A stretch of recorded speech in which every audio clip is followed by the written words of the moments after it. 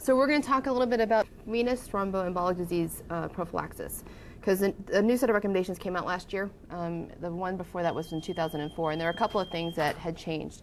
So just in brief, venous thromboembolic disease includes both the deep vein thrombosis and pulmonary embolism diseases. And why do we care?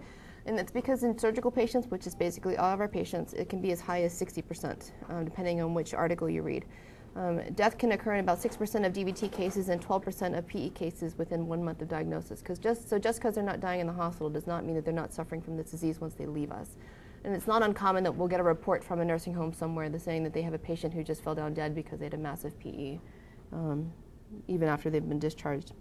And these are our patients: general surgery, major trauma, spinal cord injury, and critical care patients. And you can see that among the entire group, those are the highest, other than the hip patients, which we already know about from the orthopedic service.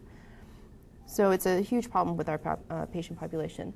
There's actually a DVT-free registry that you can look up, and they looked at inpatients all across the country and found that only 42% of inpatients are actually given appropriate prophylaxis, which is interesting. So less than half of the patients in the country actually get what they should get at the time that they should get it. And PE is the most common preventable cause of hospital death and the #1 strategy to improve patient safety in hospitals. So this is actually part of NSQIP now, right? This is actually a component of NSQIP that's being tracked nationally. So it is something that all the services, not just surgery, is looking at. There's a whole medicine team that looks at who gets DVTs in the hospital and whether or not they're on prophylaxis. So it's a hospital-wide thing that's being looked at. So this is the new guidelines from last year, the 8th edition. And in general, they recommend that every hospital have a policy in place.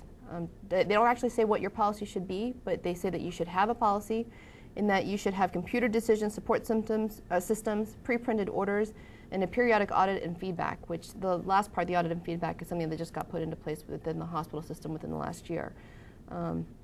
They say that passive methods, just meaning distribution of educational materials, is not enough. So really you have to have active systems in place in order to have this be effective. And these are the risk factors for patients who develop venous thromboembolism. And if you look at this list, this is basically every single patient that we probably treat in the hospital. They fit somewhere in this category, at least for trauma, critical care, and burns. So for us especially, this is a very prevalent problem that we have to worry about. They stratify the risk, and for the most part, our patients fall into either the moderate risk or the high risk patients. So all of our patients should be getting something in terms of a medication. There are a few indications for why they won't be getting something, but for the most part, you have to have a good reason to not have them on something that is medication-based. And the reason why this is important is because if you look at our patients, if they do get prophylaxis, they actually benefit from it. There is reported reductions in each of these classes. Now, acute spinal cord injury is a little bit different because there's no actual big studies that have looked at this properly for them to be able to comment on this. There is some comment, but there's not really good studies in that particular area. But if you look at trauma patients and general surgery patients, you can see that all of these patients do benefit from chemoprophylaxis. And there's a significant risk reduction in each of these groups. Now, this is a very long list for general surgery, and we're not going to go through every single point. The one thing that I did want to talk about, the major difference between the 2004 and 2008 recommendations, was the addition of fondaparinux, which we don't use very much in the hospital. We mainly use just unfractionated heparin, or we use low molecular weight heparin. So I wanted to talk a little bit about this because this may come up a little more frequently now that we're experiencing more episodes of HIT and other things in the hospital. Just in brief, I know we've looked at this in the past, but a lot of studies have been done looking at low molecular weight heparin. There's only 8 that actually looked at low molecular weight heparin against nothing. And there probably won't be any more beyond these 8. The last one you can see was done in 1999, and it's because no one will ever not give patients anything in these groups anymore. So, and if you look, you can see that low molecular weight heparin is better than nothing for the most part. And there is some risk associated with giving that, which we all know. But the risk versus the benefits are probably outweigh the risk for all of our patients, for our particular patient groups. So that's why it's advantageous to give this to those patients.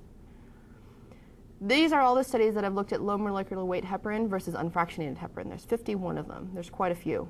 And there may be more on the horizon, but you can see that for the most part, most of these are from the 90s. There really haven't been a whole lot of big studies lately looking at these two drugs. And if you look at the two, in general, this is general surgery. Now, these are general surgery patients. These are not trauma patients. If you look at general surgery patients, the two are pretty equivocal.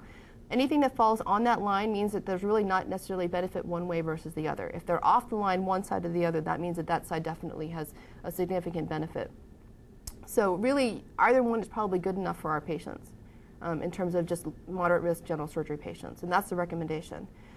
This is a little misleading. So when you look at these patients, the open single patients, these are studies that were open, and so they knew which drug these patients were getting. So whether or not low molecular weight heparin is actually better, or whether or not it's because they were actually getting it because it was easier to give, maybe they were giving it only once a day versus twice a day, it's a little unclear. But when you look at the double-blinded studies, you can see that the top one is the double-blinded.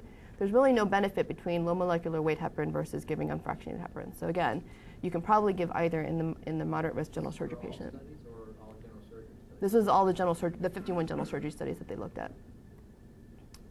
And so then this is the actual direct comparison between one versus the other. And if you look overall, there's not really a benefit between one versus the other. Oh, sorry, I went backwards. What I wanted to talk about was fondaparinux, because this is a different kind of drug that we don't give that often. This is actually used a lot more in the orthopedic patients. And the first reports actually were in the orthopedic literature on these guys. This is a study that came out of Europe, big study that was done looking at fondaparinux and dalteparin, which is their version of a low molecular weight heparin. It's their Lovenox. And they enrolled 1,400 patients in each group. They figured out that they needed a few thousand patients in order to find a significant, be able to have enough patients to be able to determine if there's a risk reduction using fondaparinux. And they found a lot of patients that were pretty similar. If you look at all the groups, there's pretty much no big differences between the two groups of patients. And if you don't know what it is, so unfractionated heparin has a very long tail, so it has long and short tails, and it actually has some effect on thrombin. Low molecular weight heparin has most of its effect on antithrombin and on 10A, which is why we can measure anti-10A levels. But there is a little bit of an effect on thrombin. It's about 1 to 3 versus unfractionated, which is about 1 to 1. The benefit of fondaparinux is two things. One, it's synthetically made, and two is that it actually has only effect. Its only effect is on 10A, on antithrombin with 10A. It has no effect on thrombin whatsoever. So there are some people that believe that that's actually much more beneficial. The downside to it is that it has a much longer half-life, and it actually has a little bit of higher bleeding profile when you give it closer to the time of surgery. So you do have to wait about 6 hours before you can give it afterwards in order to decrease that risk of postoperative bleeding. And this is a little bit about where it comes from. So you can see that unfractionated is from animals. Low molecular weight is you take unfractionated, you depolymerize it, and that's how you get out the short chains. And then fondaparinux is actually completely chemically synthesized. So in this study, what they did was they took all these patients and they looked at the benefit between fondaparinux and dalteparin. And they actually did two things with these patients. What they mainly did in order to determine if one was better is instead of doing duplex ultrasound, they actually did venograms on all these patients, or as many as they could do them on. And what they found was that there was actually a significant risk reduction. Sorry, not a significant risk reduction. None of the p-values were that low, but about a 25% risk reduction in all venous thromboembolism cases and any DVTs. So it's not any worse, and if anything, it may be a little bit better. And what they determined is that they probably needed a few more patients in order to actually get a good p-value, but at least they showed that it wasn't any worse. So it's something that you can use in the general surgery patients if you need to. And what the patients that this is probably the most useful in is those patients who develop HIT, because Lovenox has a less incidence of heparin-induced thrombocytopenia, but it does happen. Fondaparinux, because it's synthetic, doesn't have that incidence at all. And as far as bleeding risk is concerned, there's really there's no difference in terms of bleeding. And the cases that they found in the fondaparinux of the bleeding episodes were the ones where they did get it closer to that 6-hour mark. So as long as you're outside that 6-hour mark, your risk of bleeding is about the same as Lovenox. So just something to consider, especially if you have somebody who you can't give any form of heparin to.